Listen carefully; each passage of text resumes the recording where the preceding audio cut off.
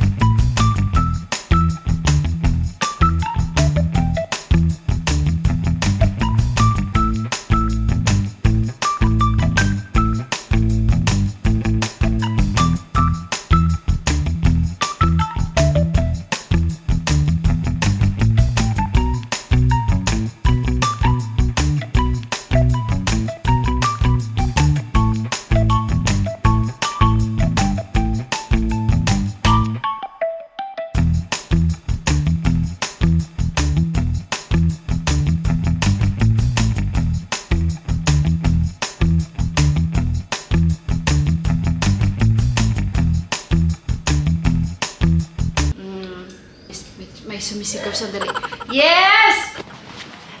Hello, hello, hello guys! Andito tayo, labas tayo.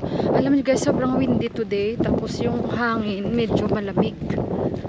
Kaya, ayun, bibili ako ng prutas. So, malis si Deepak. As usual, nag-birding ang aking asawa. So, bibili ako ng mga prutas guys, nung isang araw pa. Kaso lang hindi ako nakabili. Pero wala na talaga prutas ba. And gusto kong kumain ng prutas. Sana may pinya. Gusto ko rin bumili ng pinya, guys. Hindi naman mahal ang pinya. Kung ano lang, apple ang mahal. 220. So guys, nandito ako. Bili ako pero yung pineapple, 200. Coconut water. Yeah, not now. Coconut water, 180 today. 180. 180 naman itong liit pa. Oh. Watermelon? Maliit siya guys. Watermelon, how much? Watermelon 90 per kg, 90 rupees. Apple? Apple 350. 350. Is sweet the pineapple? Yeah, sweet. Okay. Very, very nice. Yes. What is Dragon. that? Dragon fruit. Ayan. And papaya, how much per kilo? 130. Papaya, 130. 130. Bili ako apple. An apple, 1 kilo. 350. Bili ako apple. Okay, yeah. Immediate order. I can cut that one. Guys, bili natin guys. Nakabili na tayo ng prutas. Tawa ko kay Bay. Ang dami ni Bay kwento. Yan si Bay, lagi yan pag bumibili ako, matchika yan si Bay. Galing din yan siya sa UAE. Nagtrabaho siya sa Abu Dhabi. So, pareho kaming galing Abu Dhabi din ano. Wala tayong magawa dahil ganun talaga ang presyuhan dito. Mahal talaga. So, hindi na tayo magreklamo dahil pag prutas ang pinag-uusapan, mahal talaga dito. So, ayun, nakabili ako ng pinya. I-try natin ang pinya nila. Tapos, bumili ako ng mangga nila. Yung mangga nila medyo malaki ito, oh. Pero, yung kagaya sa atin, kasi guys, na mangga, wala yan dito. Mas masarap pa rin yung mangga sa atin. Ayan. So, si Johan kasi, medyo palakain din si Johan ng mangga. Pero hindi ko lagi ba na bumibili ako. Mamimiss din natin pag hindi na season ng mangga. Bakit kaya ganun? Hanap-hanapin natin. So ito, yung apple naman, yung kanyang per kilo is 300. Ayan, bibili tayo ng apple. Ayan, prutas na naman ang ating lamesa. Tapos, bumili din ako ng pakwan. Ayan. Kanina niya lang daw, ito mga 15 minutes ago lang daw niya binuksan ito. Itong, yung watermelon na to, 150 ito. Ito, 200. 110 ito. Tapos ito, 170. O, diba guys? Yung saging namin na 3 peraso, nadurog talaga siya. So, hindi na ako bumili. Bibili na lang ako pag nakabili ako ng cornflakes ulit niyon. Kasi nilalagay naman sa cornflakes, diba? Ayan, and hiwain natin to, ang watermelon. Alam niyo ba guys, pag may mga nagpito-pito, kaya itong pito-pito nila dito, para akong nagkakaroon ng trauma. Kasi pag naririnig ko siya, andyan na naman yung basura. Kita nyo, na-notice nyo minsan sa aking vlog na pag may naririnig ako. Kasi para akong natutrauma ba na nagmamadali ako lagi. Pag may ganyan, sayang din yung mga basurahan na naipon na sa mga ilang days lang. At least kung nandyan sila, di maitatapon. Pero ang mahirap kasi, yung pito nila, buong barangay talaga makakarinig. Pero by schedule naman yan, kaya parang natututo na rin ako. Pero minsan, parang alapit-lapit na talaga sa bahay namin yung nagpipito. Kain muna natin to guys. At kakain tayo. Alam nyo guys, tingnan nyo yung aming weather. Speaking of sasampay na naman, guys, diba kahapon? Nabasa yun guys, nabasa yung aking mga nilaban. Konti lang yun guys, yung nilaban. So yung mga concern sa akin, thank you so much sa hagdan at sa the way ko magsampay dito sa bahay. Thank you so much sa mga suggestion nyo. Oo nga no, hindi ko rin naisip na pwede naman pala ako magsampay-sampay dito. Pero guys, wag kayong mag-alala dahil bibili na kami ng sampayan. Hindi na daw ako magpapagawa, sabi ni Deepak, kasi ganun din daw.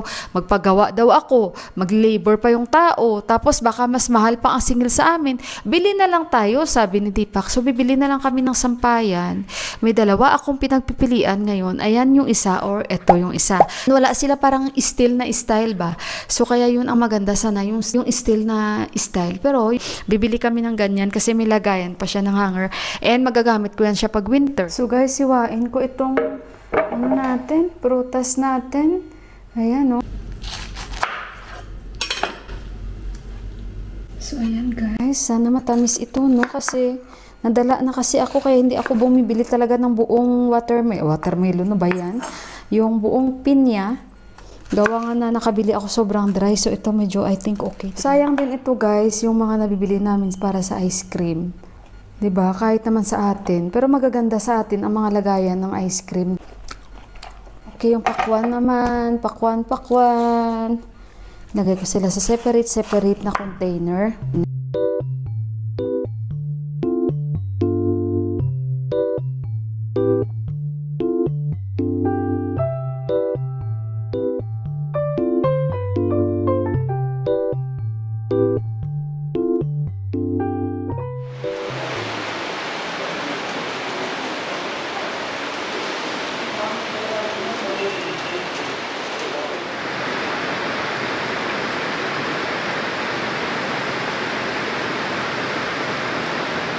Tingnan nyo, dito na ako nagsampay sa kwarto ng aking brother-in-law. Ayan. So, yan yung ginawa ko para at least kahit paano hindi ako ma-stress katulad niya. And then, sa kwarto namin, pinagsampay ko rin, parang bilihan na ng damit Wala tayong choice kaysa naman mag-stress ako doon. Yan, di ba? Kanina mataas pang araw, biglang umulan, basa din ang kanyang sinampay. Marami akong kaklase dito na ang mga sinampay nila ay basa. Andun din, Kasi nga mataas yung araw kanina, tapos bigla uulan babagsak yung ulan. Hindi na ako nagsampay talaga kanina, kasi naglaban na naman ako pa konti-konti. Kasi bigla na lang uulan, tuloy pa rin ang trabaho nila dun, Kanina umaga pa yan sila guys, siguro mga 6:30. Andun na sila, kanina dyan lang yan sila, sa gitna. Ang hirap niyan kasi, nakakuha lang nila, tumubo na naman yung mga damo, kabilis. Ayan guys. Kain tayo. Hindi lang ulan, pero ngayon naglakas na naman siya. So, nag-i-edit ako.